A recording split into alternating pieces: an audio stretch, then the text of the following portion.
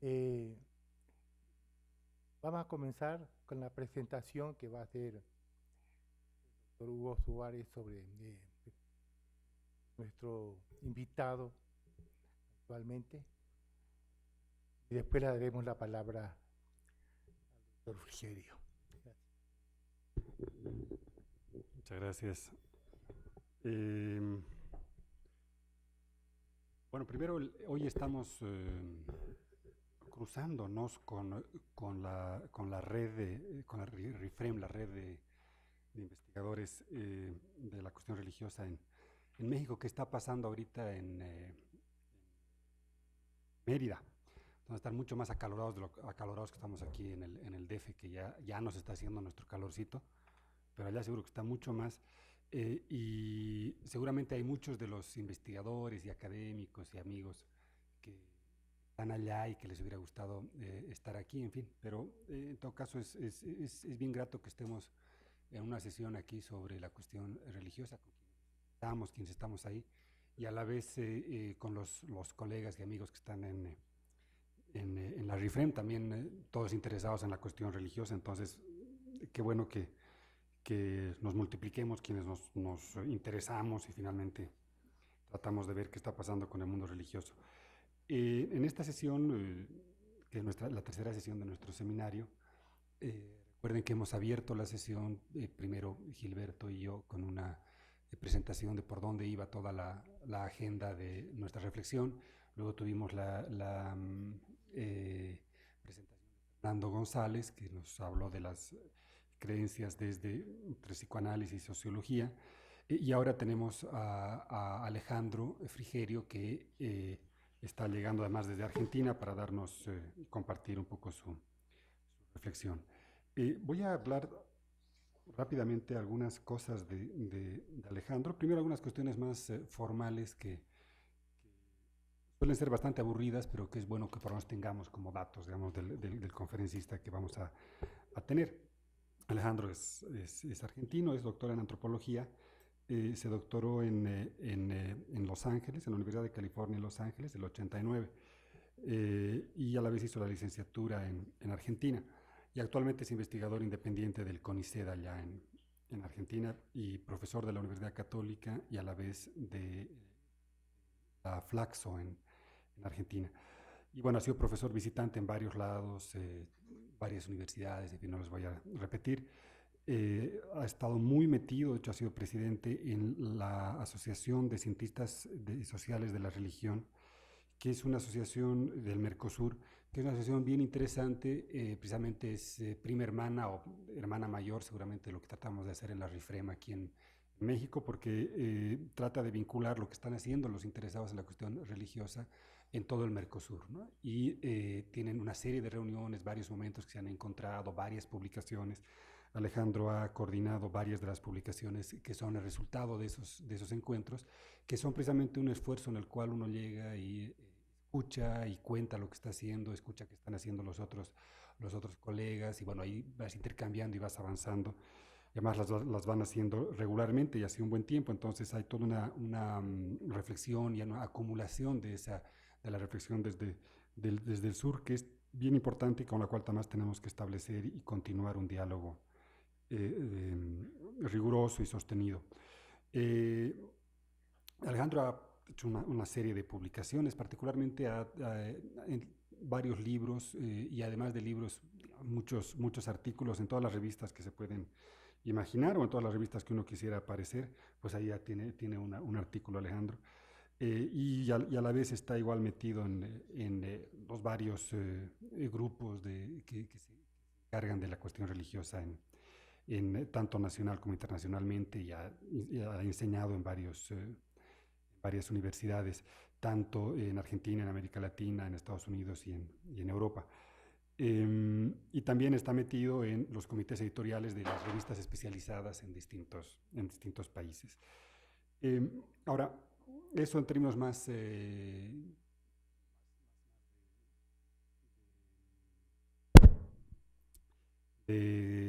datos generales, digamos, del currículum, si quieren, de Alejandro. A mí me parece que hay, como, hay, quisiera antes de que lo escuchemos a él, pensar en 4 puntos y elementos un poco en los que se sitúa, digamos, el pensamiento de Alejandro.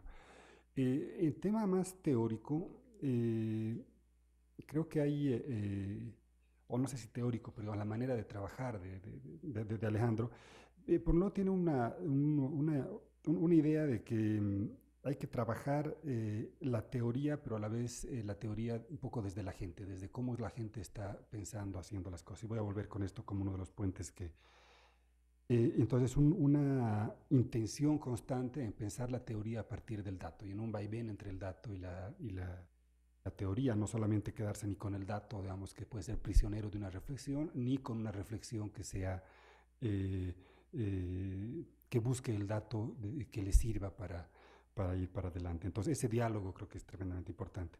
Y a la vez hay un elemento que creo que es particularmente importante en la perspectiva de Alejandro, que es hacer desde lo que la gente dice, o sea, se ocupa más de lo que la gente dice, cómo la gente está pensando, viviendo, tanto la experiencia religiosa o cualquier tipo de observación, los sentidos en general, y a partir de eso empezar a avanzar en su trabajo. Entonces es una característica de la posición en la que se encuentra. Y ahí, en esa dirección, creo que hay algunos puentes que él ha tendido que son especialmente importantes, interesantes.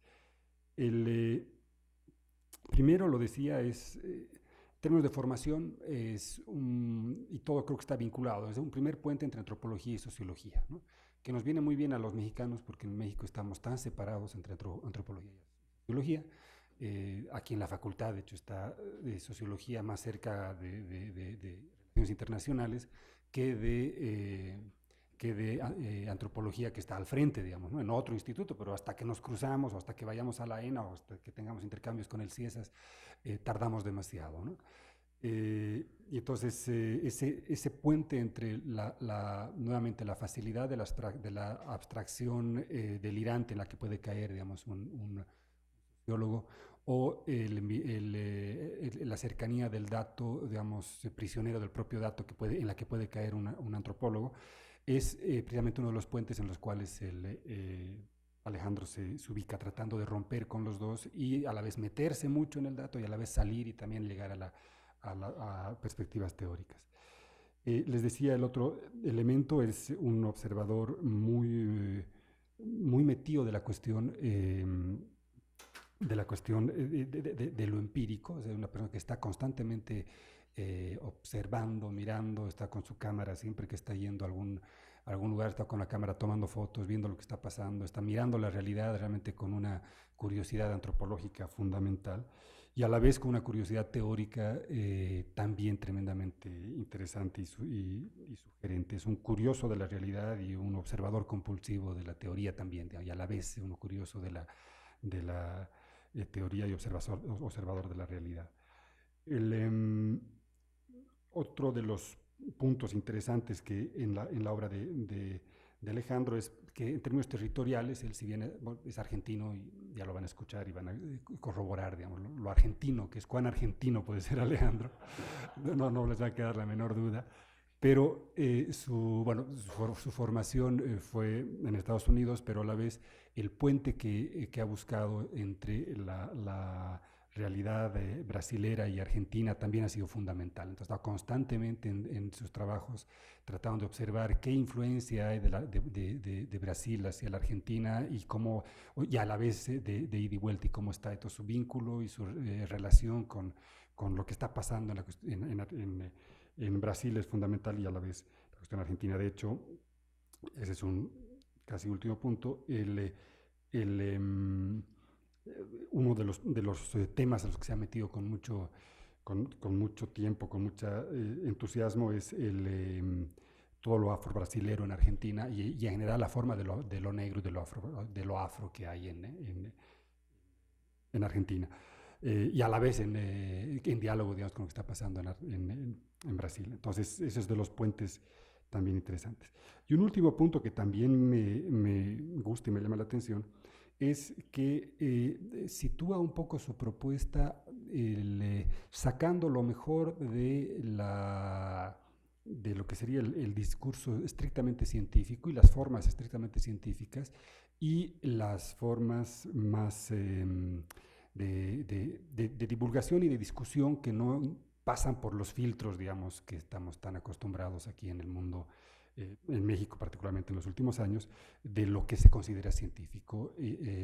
Por lo tanto, él si lo agregan de su amigo en Facebook, seguro que les va a aceptar y está constantemente subiendo cosas a Facebook, está metiendo, y ahí tiene una página web, un blog que se llama Diversidad Religiosa, donde además desde ahí trabaja cosas tremendamente interesantes, desde algunas que pueden ser más muy elaboradas, como subir o poner o compartir artículos científicos que se han publicado en la revista X, en tal lugar, en cosas con todos los filtros académicos, digamos, para asegurar la calidad que se supone que tenemos que tener los científicos, pero a la vez con un ir al dato directamente y subir la fotografía o una reflexión. La otra vez en el Face decía una expresión de microetnografías, ¿no? Subamos las microetnografías, y entonces ahí en ese blog es un espacio en el cual uno se encuentra con una foto que le está sugiriendo algo, y no tiene que ser un artículo científico para ponerla ahí, sino que ya tiene algo que decir, ahí está interesante, vamos para allá, vamos empezando, vamos a dialogar también con la gente, con lo que pasa ahí. Bueno, eso respecto de Alejandro. Hay muchas, hay una obra, digamos, muy grande, y además hay mucha parte de sus textos que están en internet, entonces es muy fácil encontrar los artículos y sus publicaciones.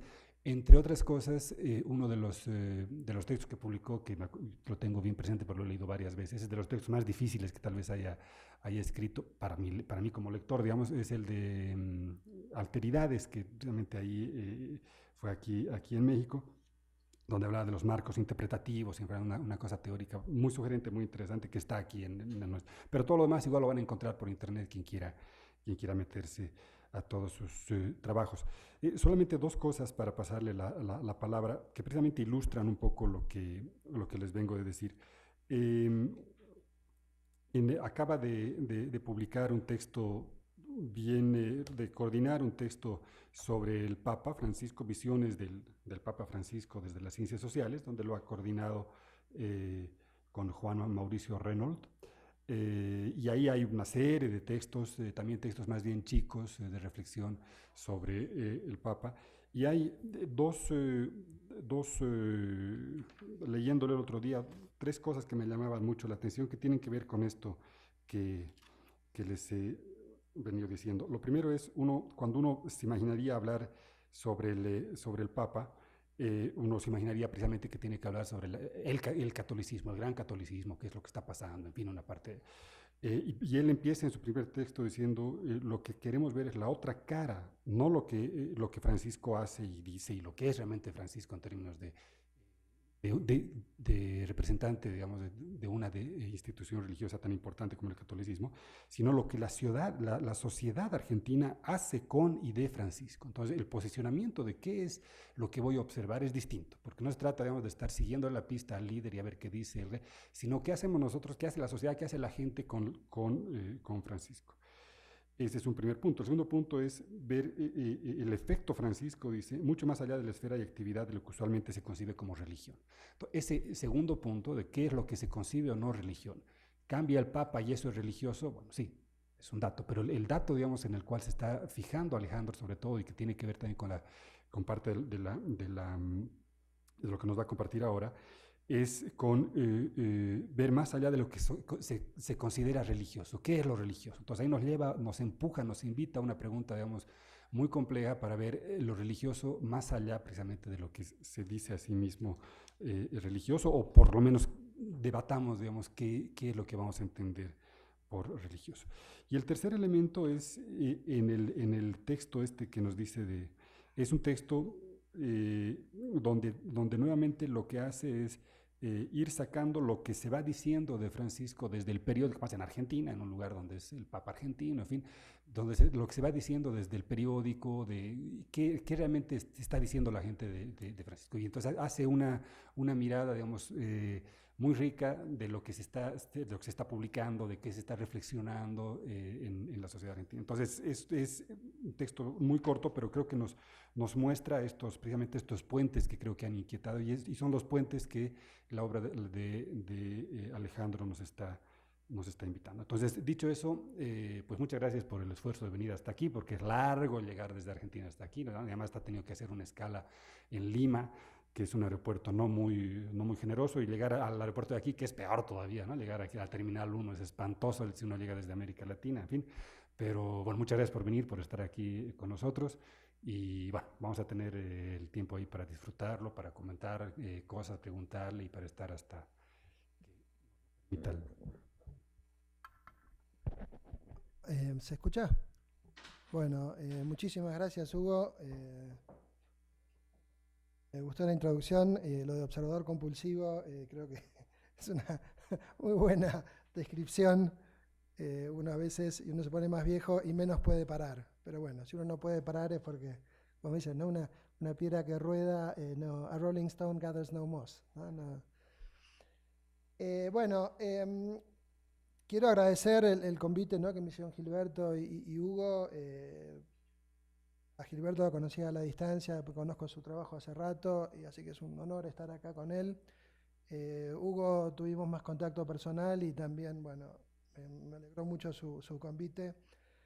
Y bueno, es maravilloso estar de vuelta en el DF, que también me encanta por varios motivos. Pero bueno, eso otro día hablaremos del DF.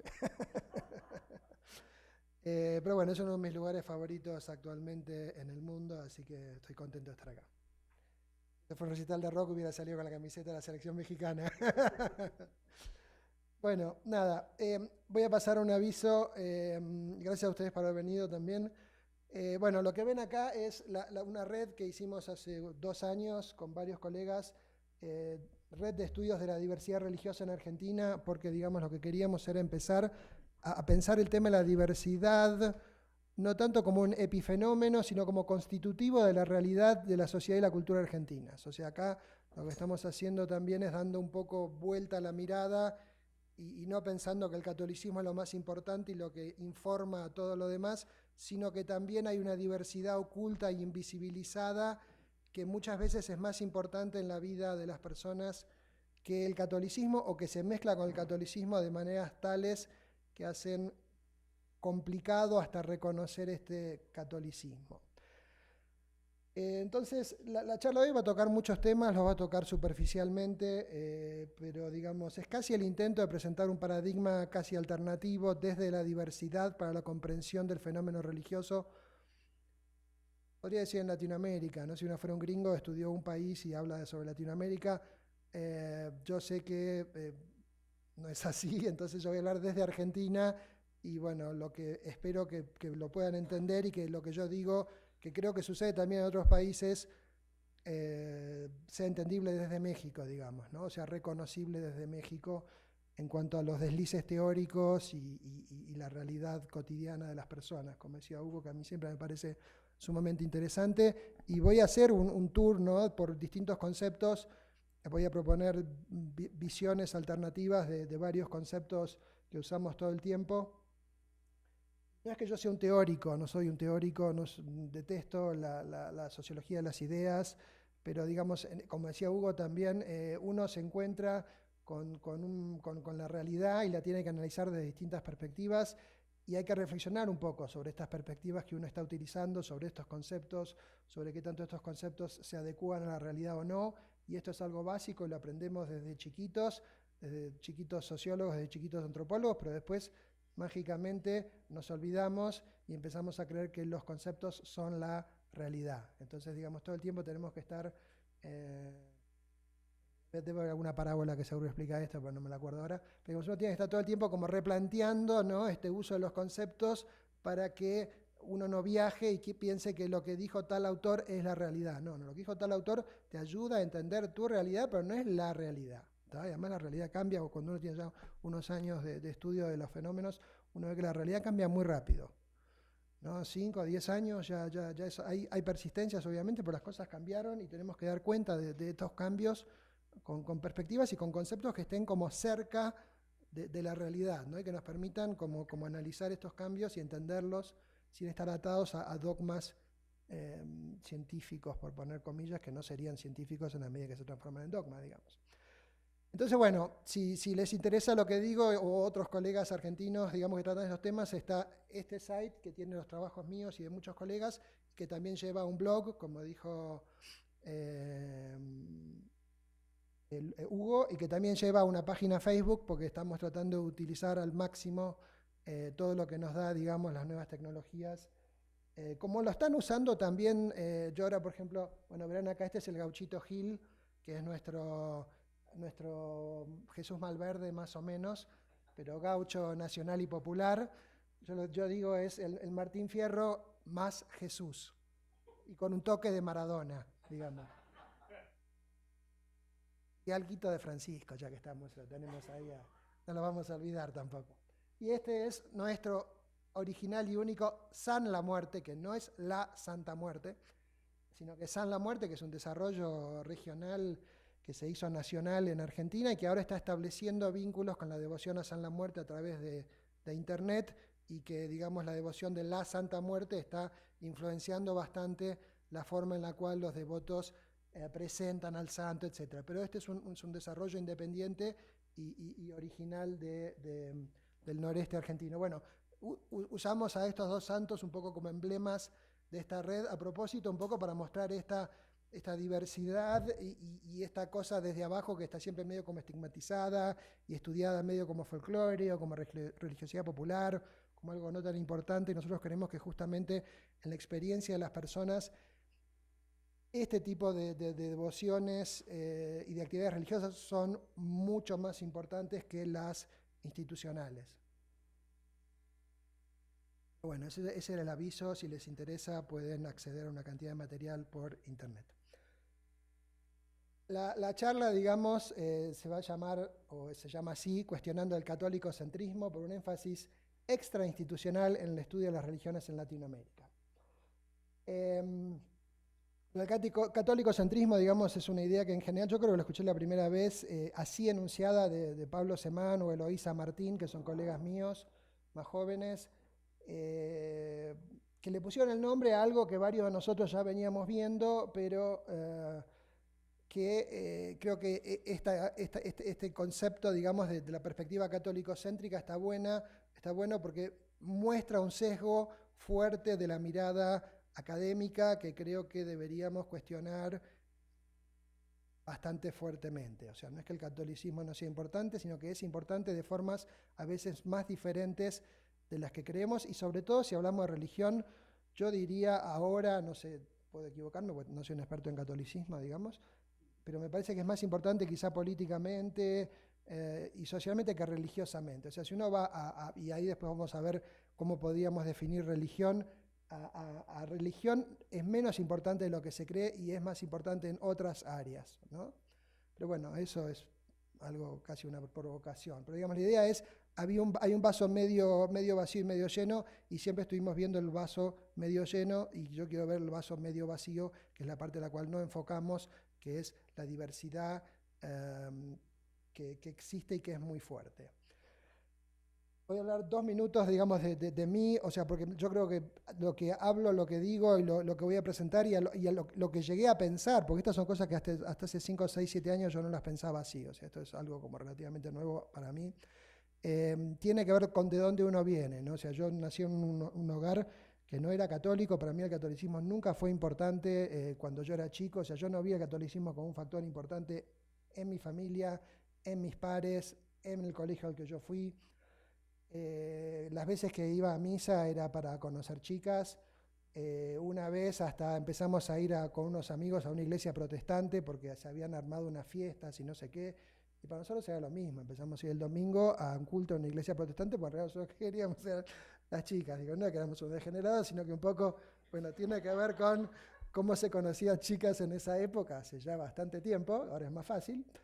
Pero digo, esto, ¿no? Como que uno iba a una iglesia protestante y era lo mismo, que uno no sabía si era una iglesia protestante, no importa, era una iglesia, era Dios, era Jesús, era todo lo mismo, pero había chicas.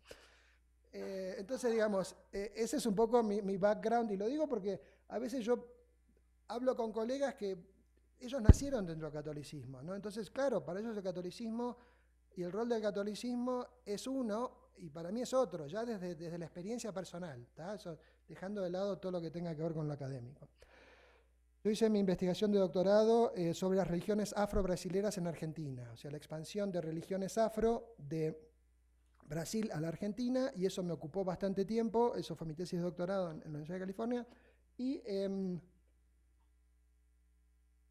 ahí me empecé a interesar en el tema de, yo vi que los umbandistas, ¿no? La gente que practica religión umbanda, que es la que yo estudiaba, que es, digamos, con lo que hay ahora, acá hay santería y esas cosas, bueno, que es lo que viene de Cuba, en Argentina es lo que viene de Brasil, tenía muy mala imagen social. Y lo terrible es que la imagen social de la gente que practica religiones afro, en los últimos, desde que yo la empecé a estudiar hace demasiado tiempo, hace 30 años, empeoró, ¿no?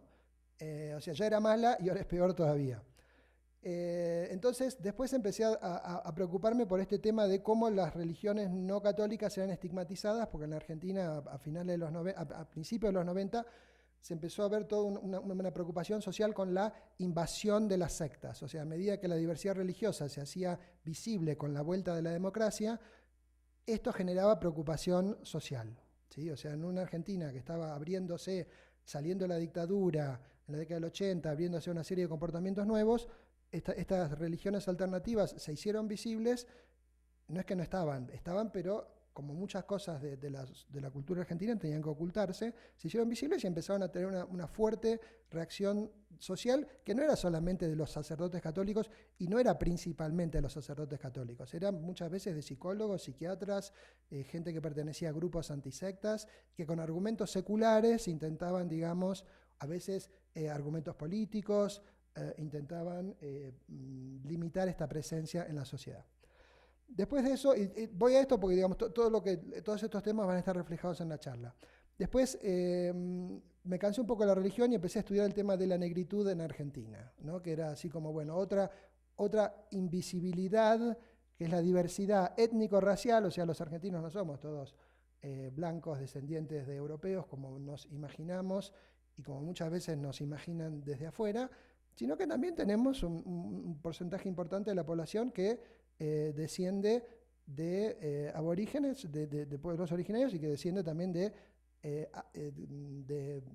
poblaciones de origen africano, ¿tá? Entonces yo empecé a estudiar un poco este tema de la raza, digamos, la racialización o no de las personas, y fue interesante porque en los últimos años ese es un tema que empezó también a abrirse en Argentina, este cuestionamiento del mito de la Argentina blanca, europea, yo añadiría moderna, irracional y católica. Racional, no irracional. Somos irracionales, pero nos imaginamos racionales.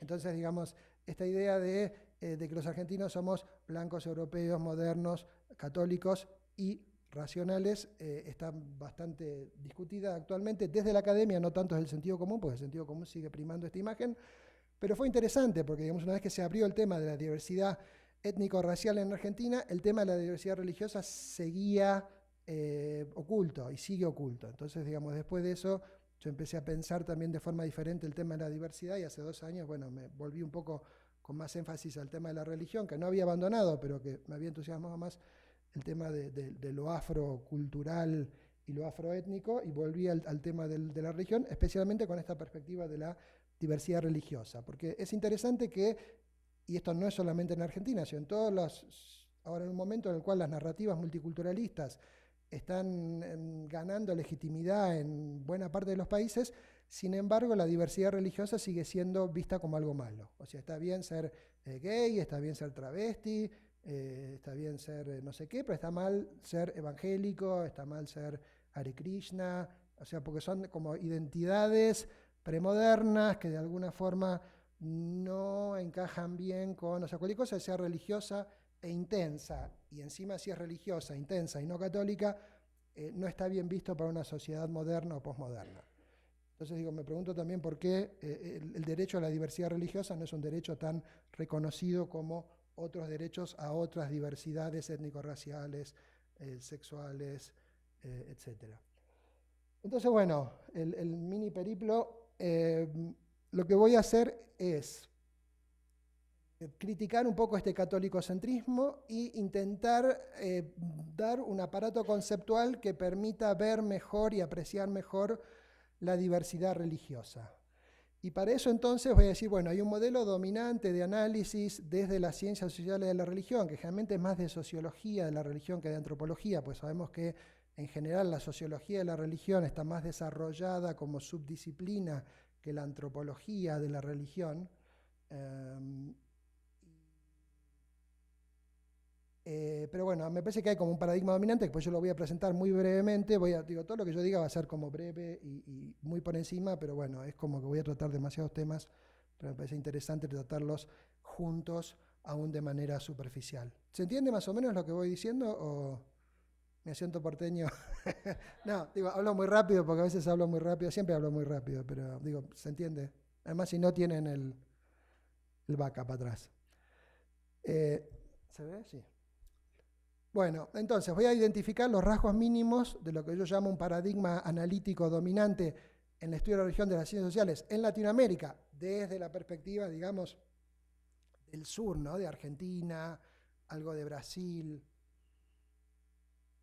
sobre homogeneizando, obviamente, porque no todo el mundo piensa así, porque yo creo que uno puede ver estos rasgos en buena parte de la producción. Vamos a ver. Y voy a dar una visión alternativa. Y sobre todo voy a decir que, digamos, lo que necesitamos es una visión que sea menos cognitiva y menos sistematizada de lo religioso. Estamos buscando religión, como siempre, como sistemas de significado, padronizados. Ok, eso es religión institucional, pero lo religioso no se agota en eso y en la vida cotidiana de las personas, de la misma forma que nosotros, digamos, usamos ascensores sin saber cómo funcionan, y vivimos con tecnología sin saber exactamente el esquema organizado, científico por detrás de todo eso. Religiosamente pasa lo mismo. O sea, la gente muchas veces con algunos conceptitos, algunas imágenes, algunas experiencias, ya con eso arma su mapa experiencial religioso, y no solamente la gente de sectores populares. ¿tá? Entonces, porque también es otro de los temas que es como en Latinoamérica en general conceptualizamos las cosas. Bueno, esto es religiosidad popular, esto es New Age, religiosidad popular es para ciertos sectores, New Age es para otros sectores. Yo creo que hay algo de eso, pero cuando esta forma de ver las cosas nos encorsetan demasiado, se complica ver la vida cotidiana de las personas. Una cosa que no dije yo en los últimos años con este tema de la diversidad, me puse a ver también estos cultos, estas devociones populares como el Gauchito Gil, San la Muerte, y es muy interesante porque uno, y sobre todo verlo, a veces voy a santuarios, pero también lo veo por Facebook, que me parece una herramienta maravillosa, porque uno está en su casa y ve todas las discusiones, las personas, en los grupos del Gauchito Gil, en los grupos de San la Muerte, gente de clase media, raro, ¿no? Como llamarlos, media baja, o sea, gente que tiene computadora o que por lo menos tiene celular y que accede regularmente a Facebook. En Argentina se usa mucho Facebook y uno puede ver todas las discusiones, los pedidos que hacen, las fotos que sacan de los altares. Es una cantidad de información increíble que uno la puede acceder sin moverse demasiado de su casa o moviéndose, pero digamos, esto es como un suplemento extra, ¿no? Como decía Hugo, lo de observador compulsivo, bueno, una hora o dos de observación a través de Facebook, la verdad que rinde mucho, además de la que uno pueda hacer in situ. Pero digamos, una de las cosas que a mí me gusta de las redes sociales es que uno observa sin alterar el contexto, ¿no? Que muchas veces cuando uno va a los lugares es el antropólogo, es el que está escribiendo el libro y es un poco disruptivo. En cambio acá la interacción fluye y uno ni siquiera está. Entonces ahí uno ve como desde abajo se van armando las creencias, los rituales, los conceptos, ¿no? las identidades. Es muy fuerte, por ejemplo, la identidad de promesero. Entonces yo digo, por ejemplo, es mucho más importante para la vida concreta de las personas la identidad de promesero que la identidad de católico, ¿sí? Porque los tipos su vida la viven como promeseros. Su identidad de católico la van a dar cuando alguien le pregunte, ¿y vos de qué religión sos? O va el encuestador y dice, ¿usted de qué religión es? Ah, soy católico. Pero en su vida personal, él es un promesero, y es un promesero de Gauchito Gil. Y esa es la identificación que es importante para su vida cotidiana y real. Y esto es para el caso de las devociones populares, pero también se puede usar para otros grupos más de clase media, también New Agers, o sea. Pero bueno, vamos a ir. Entonces, voy a hablar de y criticar ideas corrientes sobre el monopolio religioso, las identidades religiosas, el pluralismo y la regulación religiosa, sobre la definición de la religión. Voy a proponer que es mejor tener visiones de la religión más, lo que se llama religión vivida o religión extrainstitucional, que para mí son dos cosas diferentes, y también sobre la religiosidad popular.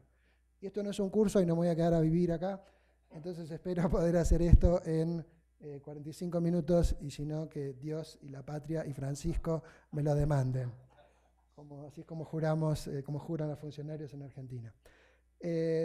Ahora, lo que yo voy a presentar tampoco pretendo que es la forma más real o más adecuada. Es una forma en la cual podemos ver aspectos de la realidad que no vemos con lo que yo llamo el paradigma dominante. Tampoco creo que, no, lo que yo digo es la verdad absoluta y esto es lo que hay que hacer. No, porque si no uno estaría, digamos, de vuelta encorsetando la realidad con determinados conceptos. Yo lo que digo es, si vemos las cosas desde otras definiciones de todos estos conceptos, vamos a ver partes de la realidad a las cuales no llegamos con el uso cotidiano que le estamos dando o mayoritario que le estamos dando a estos conceptos, ¿sí?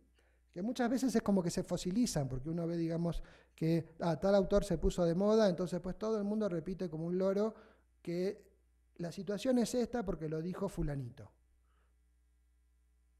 Y uno va al congreso, y yo ya fui a muchos congresos, demasiados, y uno ya se cansa, porque está escuchando lo mismo hace 20, 30 años, y uno dice, ok, esto era interesante hace 20 años, pero 20 años después ya no es tan interesante. Digamos otra cosa, ¿sí? Ok, entonces, lo que yo llamo el paradigma dominante en el análisis sociológico del campo religioso en Latinoamérica, de vuelta, esto es hecho desde Argentina, pero algunos trabajos que he leído en Brasil, en México, en Uruguay, Chile,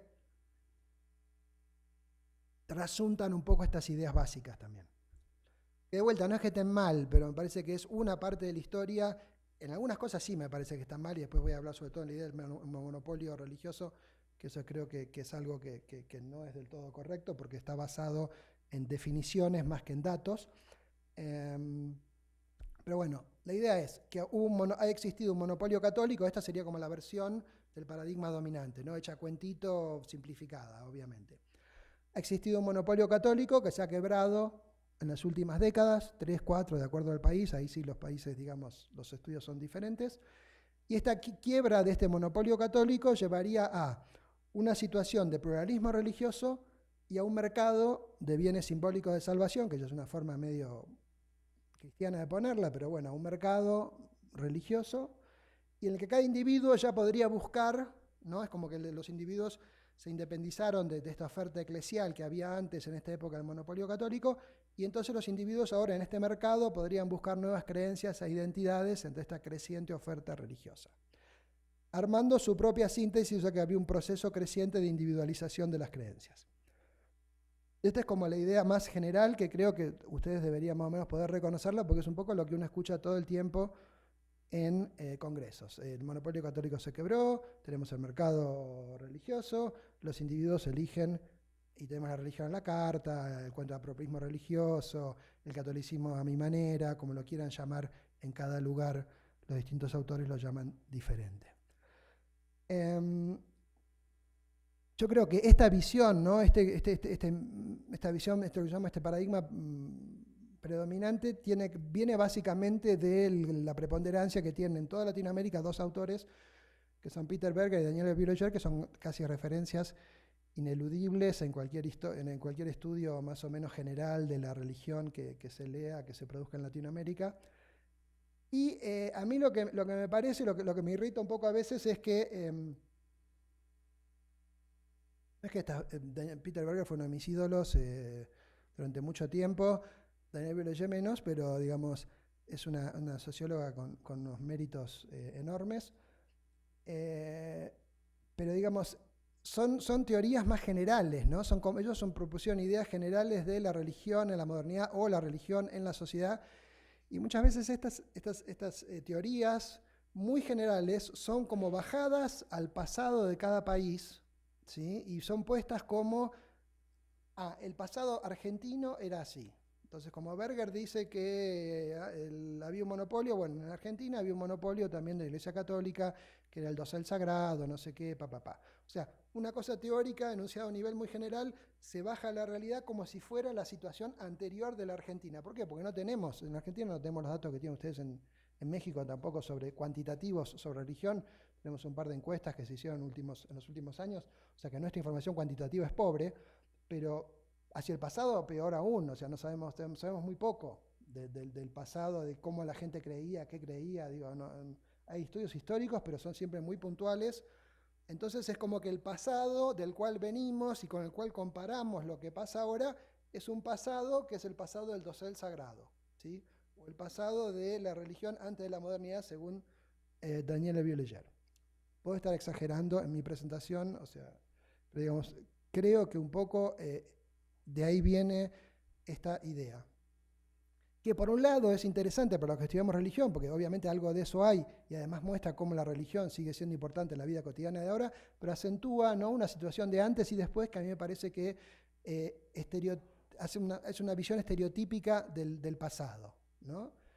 Y que entonces en relación a ese pasado lo de ahora sería muy novedoso, y yo creo que estamos estereotipando lo que pasa ahora y lo que pasó antes. Entonces, ahora les voy a dar una visión alternativa, digamos, basada en varios autores, generalmente provenientes del mundo anglófono y no francófono. Bueno, Peter Berger es americano, ¿no? Sí, norteamericano, pero bueno, pero digamos, hay una influencia muy fuerte de la academia francesa, digamos, en general en Latinoamérica. Y esto, bueno, esto ya lo dije, monopolio, identidades, pluralismo, bueno, estos son los temas que voy a tratar. Y de vuelta, no es que si yo doy una definición es la real, no, ni siquiera es más adecuada mi definición o la del autor que a mí me gusta ahora que la del autor que me gustaba hace 20 años. Me parece que la definición del autor que me gusta ahora me permite ver cosas que la definición del autor que me gustaba hace 20 años o 15 o 10 no me permite ver. ¿Tá? ¿Se entiende eso? O sea, veámoslo en ese nivel, no de verdadero o falso, sino qué es lo que estas herramientas analíticas me dejan ver y qué cosas no. Entonces digo, si todo el mundo ahora ustedes salían convencidos de esto y todos empezaran a usar este paradigma, estaría mal también, porque digamos, no es una cuestión de todos pensamos igual y todos usamos la misma definición, sino es una cuestión de seamos cuidadosos y reflexivos con las definiciones que usamos. Yo, por ejemplo, la definición de Geertz de religión, aside. Es una definición que detesto, porque me parece que no es absolutamente inoperacionalizable. Uno nunca puede encontrar religión religión en la vida cotidiana usando la definición de Geertz. Estoy harto de ver trabajos de gente que dice, bueno, yo voy a analizar el fenómeno religioso, entonces voy a usar la definición de Geertz, ponen la definición de Geertz y después lo que presentan son datos que no tienen absolutamente nada que ver con la definición de Geertz y ni siquiera se preocupan por ver si lo que ellos están analizando tiene que ver con lo que Geertz definió como religión. Digo, por lo que estoy abogando es, no por dejar a Geertz, sino, digamos, tener ese cuidado de que efectivamente estas definiciones que estamos usando nos ayuden a entender los fenómenos que efectivamente estamos analizando. Yo veo una cantidad de gente que hace mucho trabajo de campo, muy interesante, y después sus papers son aburridísimos. O sea, yo hablo con la persona y es súper interesante todo lo que me cuenta, todo lo que vio, y su paper después es un recitado de las obviedades, de lo que se podría decir la vulgata sociológica de la religión, y poco añade a lo que realmente observó y la realidad que está descubriendo, digamos, ¿no? Porque la vuelve a cubrir con teoría antigua, vamos a decir, o con la misma teoría que siempre se usa. Entonces, lo que yo digo, y esto uno más o menos lo puede ver si se fija lo que pasaba hace 100 años en Argentina, yo digo que el monopolio católico siempre fue sobre las creencias socialmente legítimas y no sobre las creencias. O sea, ahí hay que hacer una diferencia. Sí, el catolicismo era hegemónico, sí había un monopolio, pero era sobre las creencias legítimas, no sobre las creencias. ¿Sí? O sea, era sobre las creencias socialmente aprobadas y que uno podía, digamos, ejercer socialmente sin repudio. Ese es el monopolio efectivo, no era sobre el total de las creencias. Las personas siempre creyeron de manera muy diferente a la indicada por la Iglesia Católica. siempre existieron y fueron populares creencias y prácticas mágicas, esotéricas y espirituales alternativas. Que este es el problema también. Nosotros las llamamos mágicas, nosotros las llamamos esotéricas y por lo tanto no serían religiosas, pero no tienen contenidos religiosos. O sea, acá estamos, me parece, muchas veces, y ahora voy a mostrar un ejemplo concreto, haciendo una definición muy tajante entre lo que sería magia y lo que sería religión, cuando en la vida de la gente estas cosas van juntas. Y si yo digo, no, esto no lo estudio porque esto es magia, entonces claro, todo lo que había y que no era católico era magia, pero era lo que estaba funcionando en la vida de las personas. ¿Por qué lo voy a llamar magia? Porque Durkheim en tal momento dijo que la magia, bueno, pará, no nos está impidiendo este uso medio reflexivo de Durkheim y su definición de la magia, de entender cosas que están pasando ahora, ¿sí? Entonces, bueno, para el caso de Argentina, esta diversidad y estas prácticas mágicas esotéricas fueron especialmente invisibilizadas porque son cosas que no suceden en Argentina. Son cosas que están bien para los europeos, para los brasileros, que son unos macumberos, ¿no? Son todos negros, hacen macumbas, pero nosotros somos blanquitos, somos europeos, entonces la magia no es algo que fuera importante en nuestra sociedad. Cuando en realidad sí fue importante y sigue siendo importante. Entonces, si uno en vez de usar, Hervieux Leger y sobre todo Peter Berger, que para el caso del monopolio es como el culpable de la idea del dosel sagrado, y etcétera, etcétera, y uno usa, por ejemplo, ideas de Rodney Stark y otra gente que son autores norteamericanos, sociólogos, que trabajan desde un paradigma muy diferente, que es el de las economías religiosas, o James Beckford, que es un autor inglés muy interesante, que no tiene, digamos, la presencia que me parece que podría tener en nuestros estudios en Latinoamérica. Una de las cosas que dicen Rodney Stark en varios trabajos con otros colegas es el pluralismo es la situación natural de las economías religiosas. O sea, como las sociedades industriales son absolutamente diversas y hay segmentos muy diferentes en términos de educación, de poder adquisitivo, de millones de cosas, ningún grupo religioso puede llegarle puede tener un calce perfecto con toda la sociedad. Digamos, esto del dosel sagrado es una cosa que en realidad no es la situación natural. Acuérdense que Berger ve el dosel sagrado como la situación ideal de la religión, porque si hay varias religiones y distintas visiones conflictivas, entonces toda la religión pierde fuerza, ¿tá? Porque en vez de haber una explicación que legitima a toda la sociedad y todo lo que sucede, hay varias explicaciones en conflicto, entonces, digamos, este dosel sagrado, este paraguas, se quiebra y la explicación religiosa tiene menos valor. Lo que dice Rodney Stark y otros autores es que no, que el pluralismo es la situación natural y que cuanto más pluralismo haya, más religión va a haber. O sea, el pluralismo no le saca preponderancia a la religión, sino que la religión crece y se dinamiza con el pluralismo, porque entonces más grupos de personas van a poder tener una religión afín a sus preferencias, digamos, ¿sí? Entonces, yo no voy a decir, bueno, Berger está mal y Rodney Stark está bien, por más que ahora me inclino más por la idea de que Rodney Stark tiene razón, pero digamos, si uno ve desde esta perspectiva, ¿no? Entonces uno ya interpreta la diversidad no como una anomalía, como una mercantilización, como una comodificación o mercantilización, sino como algo bueno aún desde una perspectiva religiosa. O sea, no es que haya 30 religiones es malo, sino que si hay 30 religiones va a haber más personas interesadas en la religión que si hay solo una, porque los monopolios siempre son, digamos, nunca llegan de la misma forma a todas las personas, por más que haya distintas variantes de esa versión monopólica. Entonces, y una cosa que a mí me parece interesante, porque esto yo lo vi y lo estoy viendo todo el tiempo, es que una religión solo puede ser monopólica en la medida en que puede emplear la fuerza coercitiva del Estado para restringir a sus competidores. O sea, no hay religiones monopólicas, sino que hay religiones que gracias a su asociación con el Estado llegan a tener una situación de privilegio. Entonces, es un monopolio sobre creencias legítimas, pero no es un monopolio sobre todas las creencias. Esto es algo que también, digamos, con lo que también está de acuerdo James Beckford, y a mí me parece que aquí este es un ejemplo, por ejemplo, de Argentina, ¿no? Entre 1900 y 1925 uno podía ver en varias revistas que había campañas contra las adivinas, ¿no? Y se veía fuerte la presencia, digamos, de estas adivinas, curanderas, y sobre todo la campaña civilizadora en contra de esta gente que practicaba la superchería, la superstición, el engaño, etc. Y esto durante 20 o 30 años, digamos, hay campañas muy fuertes en contra de ellos, pero uno puede ver a través de lo que sale en las revistas que existía este mundo, que uno puede decir, bueno, no, estos son adivinas, curanderas, es esoterismo, o uno puede decir, estas también son creencias religiosas heterodoxas que a lo mejor no están sistematizadas, pero en la vida de las personas, estas creencias y estas interpretaciones que las adivinas y las curanderas dan de su salud, de su futuro, se articulan también con ideas sobre el cosmos y con los seres espirituales poderosos que están influyendo para que yo tenga un futuro mejor o peor, o para que me puedan sanar o no. O sea, no es solamente una receta mágica, sino que también esto está articulado con ideas, aunque de una forma menos sistemática que una religión institucional, también está articulado con ideas sobre el mundo espiritual. Fíjense, por ejemplo, este es el artículo, fíjense en esta foto, que es dos de esas fotos, la curandera, ¿no? La adivina doña Juana Lorete, que tiene un altar lleno de figuras religiosas. Entonces digo, esta persona obviamente estaba influyendo en las ideas que las personas tenían sobre los santos y las vírgenes y cómo los santos y las vírgenes podían influir en su vida cotidiana.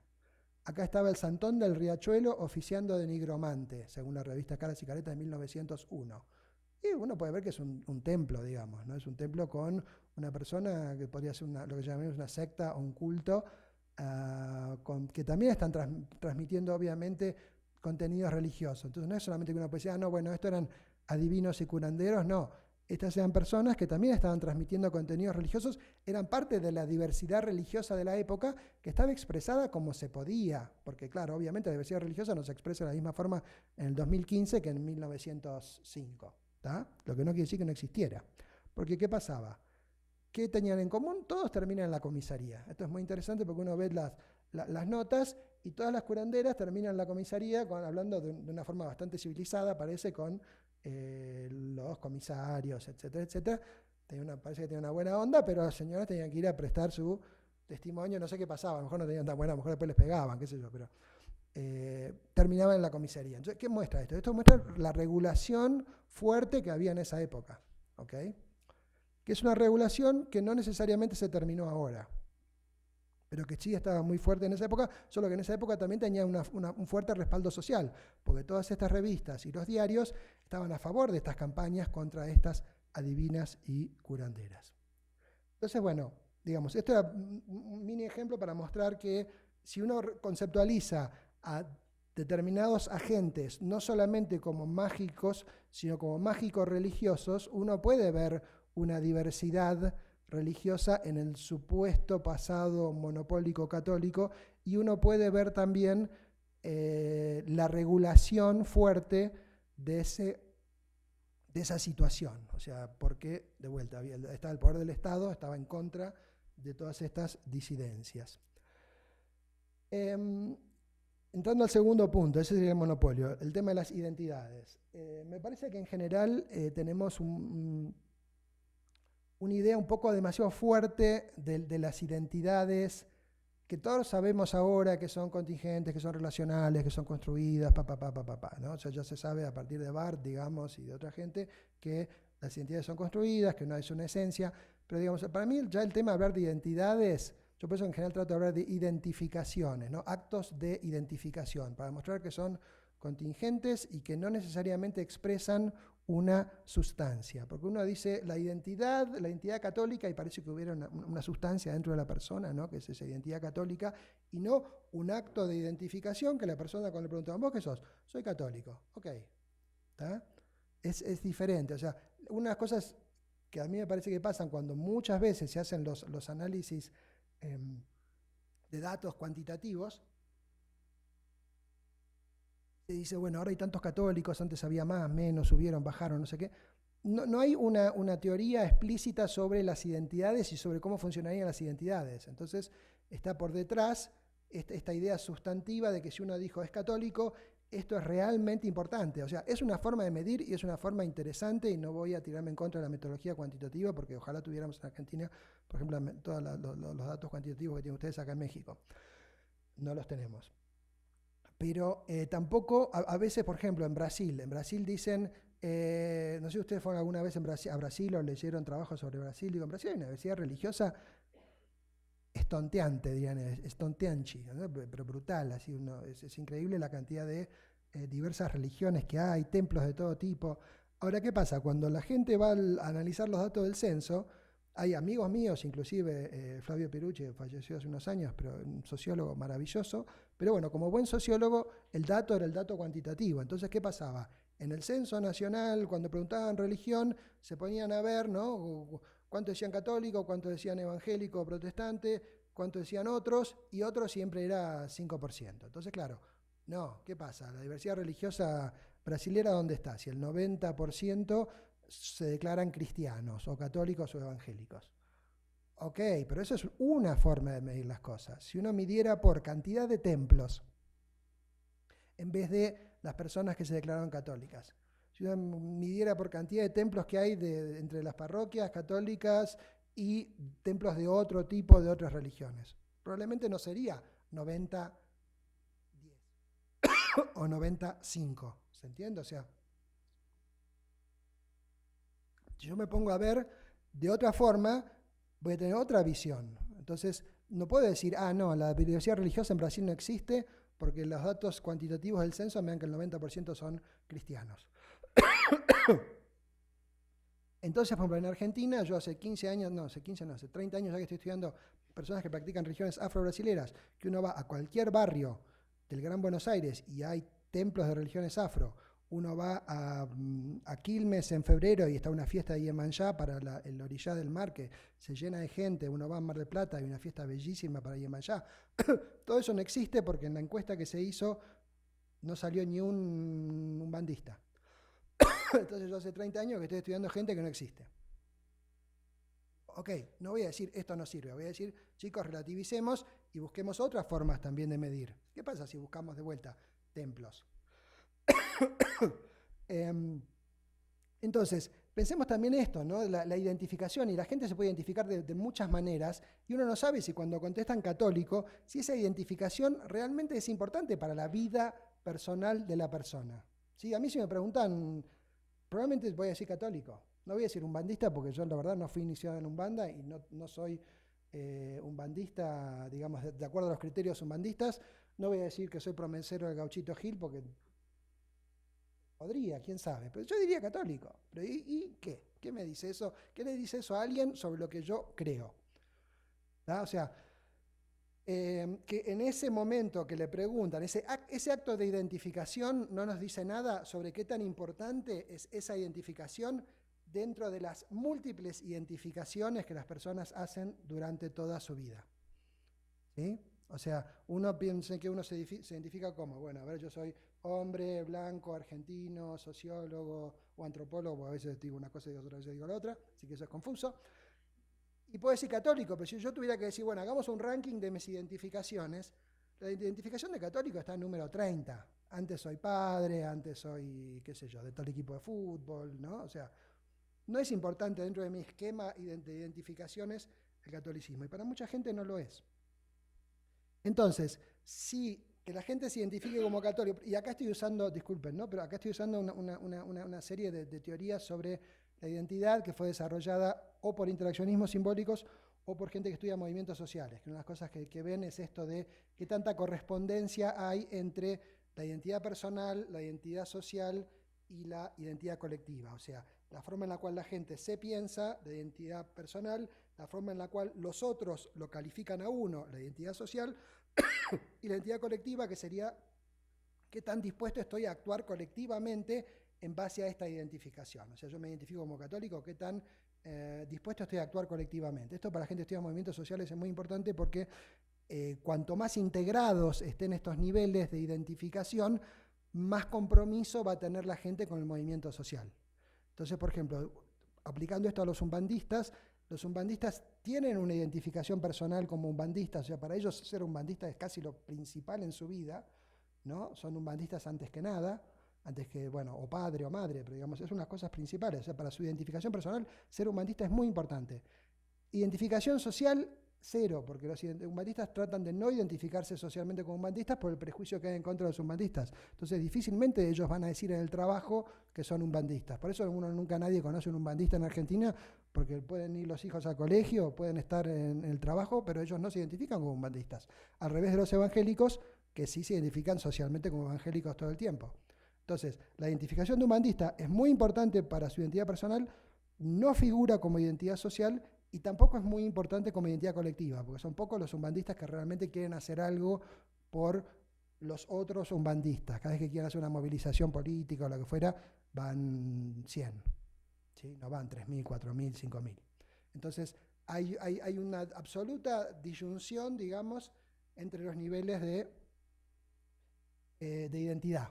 Y eso me parece que es interesante, y todo ese tipo de riquezas se pierden cuando uno usa datos cuanti, sobre todo sin siquiera una buena teorización de qué significaría en términos identitarios este dato.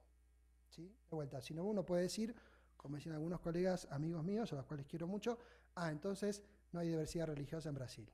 No hay religiosidad, pero digo, cualquier barrio que vas te desmiente esta afirmación que uno está haciendo en base a los datos del censo. Entonces, digamos, ese tipo de cosas. Uno podría decir, bueno, no hay diversidad religiosa desde este punto de vista, con estos datos, y un poco relativizando la afirmación, pero no. Uno se monta en el prestigio de la sociología cuantitativa y dice, ¿qué pasó con la diversidad religiosa brasileña? No hay diversidad religiosa en Brasil. ¡Wow! Anda a los barrios. ¿Sí? Entonces, ¿se entiende más o menos? Bueno, punto 3, pluralismo.